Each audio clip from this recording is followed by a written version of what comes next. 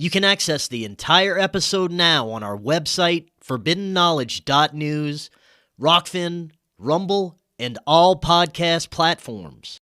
Kind of touched on the possibility that we have major influence over this reality, even though time is all occurring at the same time and all the data is there. We can still manipulate, manifest, and affect our reality in profound ways.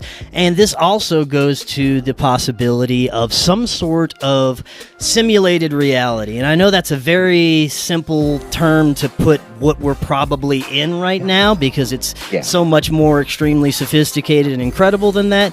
But I want to get your insights into that. Yeah, absolutely. I definitely believe in the simulated universe.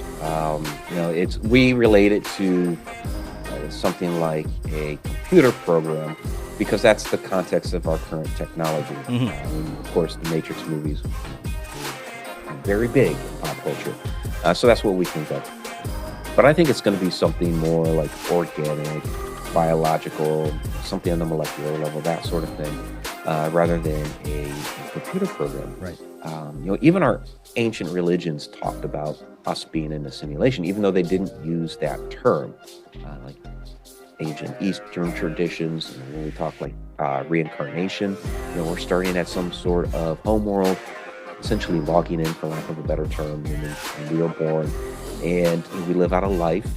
We learn some things along the way. We pass away, and we go back home, and then we do it all over again in a constant cycle. And even Christian traditions teach us that we're in this world right now, preparing for another world. So it's very, very similar concepts. So when we talk being within a simulation, again, it's not it's not going to be a computer, but we can use that analogy because that's the way we think these days. You think of, I mentioned him earlier, Tesla. So 130 years ago, during the Spanish-American War, he had developed basically a drone.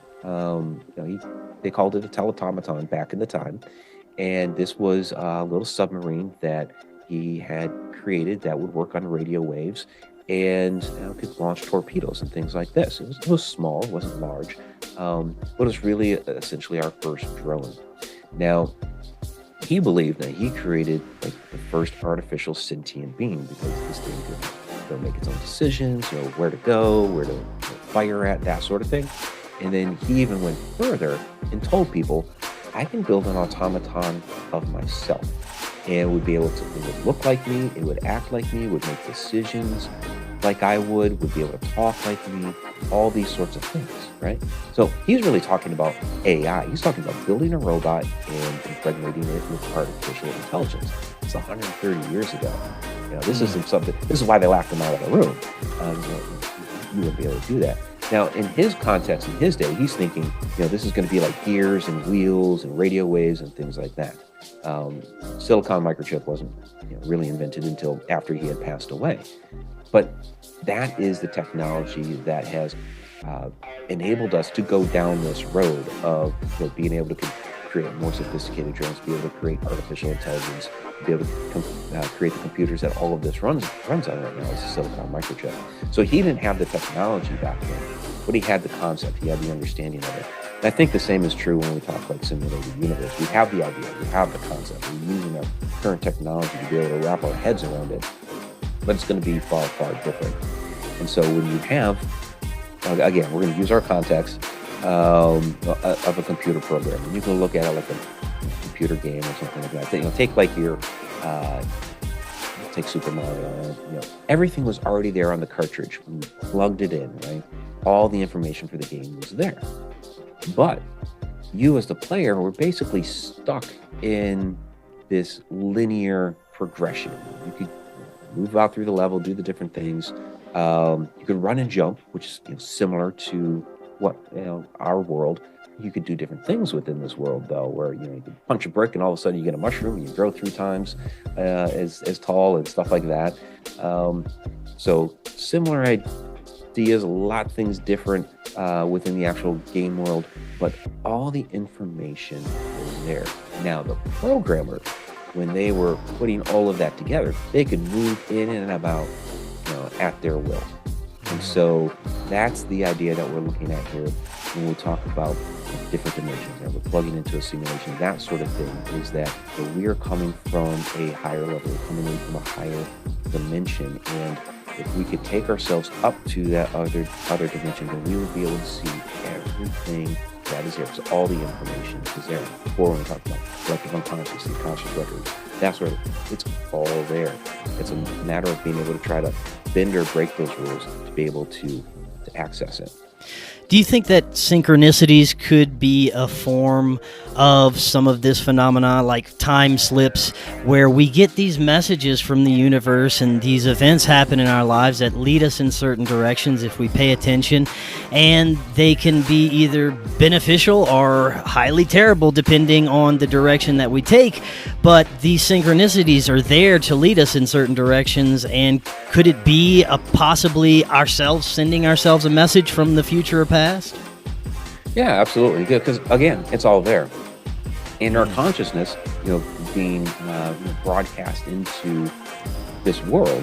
Well, you have to think about this. If all of our lives are here, all of our past lives, all of our future lives, if it's all here, then our consciousness from the beyond that's being broadcast here is aware of all of these different things on some sort of level. All the information is there. So yeah, I believe there are times where we kind of get that nudge and that familiarity of, well, this is the road to go, or two things line up so succinctly. Well, that was interesting. The information's all there, and it's a matter of recognizing it and being able to tune into it. Do you think there could be any danger to exploring the technological aspects as far as some of the more powerful groups on this planet, some, just like we were talking earlier, CERN, some of the technologies that's being developed? Do you see that if we gain any understanding of this, that there could be dangers meddling with it?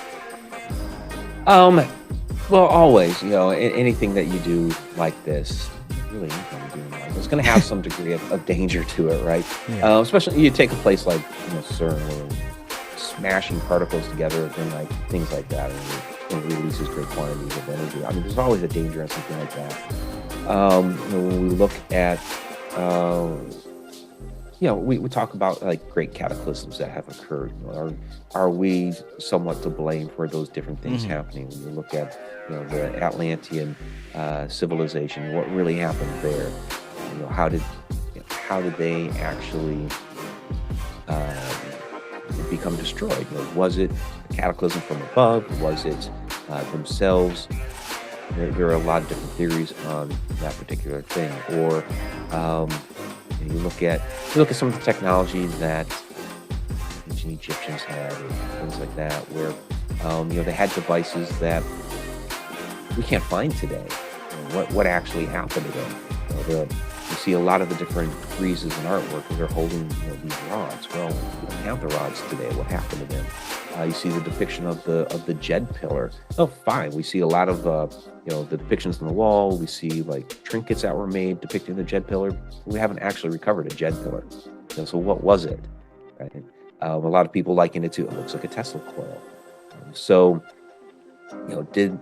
Did they have some sort of technology with these different devices that maybe they weren't using them properly? Maybe they got, I want to say abusive, but they got careless, I guess is a better term. They got careless with some of the technology, and things happen. So yeah, we need to take some care in how we utilize these different types of technologies. Now, you also touch on the possibilities of what could be occurring with abduction, extraterrestrials, and time loss associated with those. Yeah, absolutely. So, extraterrestrials coming to our planet and interacting with us. Some of them, yes. Excuse me. Some of them, yes. Physical level. We might have some ground craft. We might have some physical interaction for somebody that has arrived here in a physical craft.